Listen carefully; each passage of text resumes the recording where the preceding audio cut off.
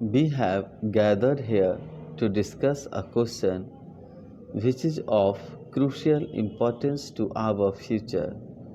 No single program more intimately affects so many millions of our people than land reform. No other measure is remotely comparable in its power of transform their lives, to release their latent energies and to give them not only economic betterment but hope in their future and their children's future, confidence in themselves as human beings, and equally important, faith in our democratic process. The sincerity and speed with which we implement land reforms will, of course, materially influence the overall rate of our economic growth. However, I feel that much more than this is at stake. What is on test is nothing less than the justice of our political system and its ability to bring about far reaching social transformation in a human and peaceful manner.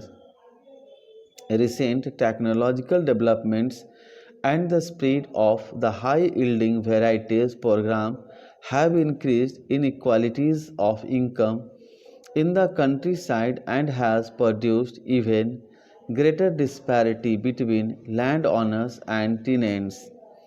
It would be a complete misreading of the situation to think that the productive gains of the new technology have rendered land reforms less urgent.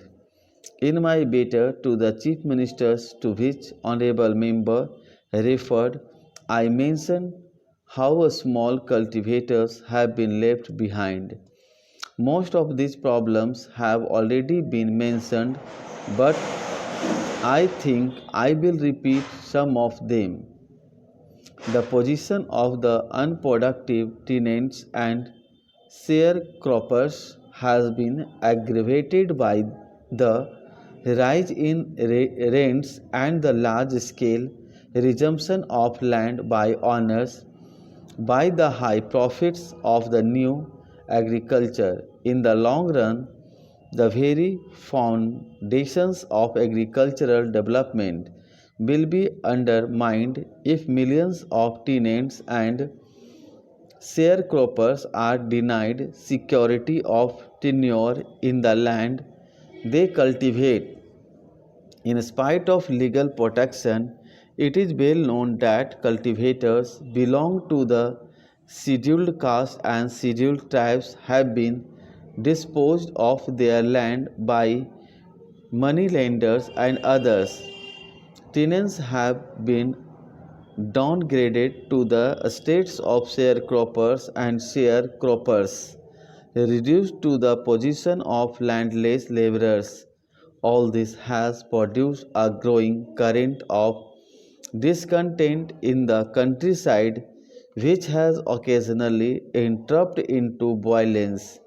These are dangerous trends. Certain constitutional amendments which the Honorable Member has mentioned were carried through to reduce litigation, but problems are still there.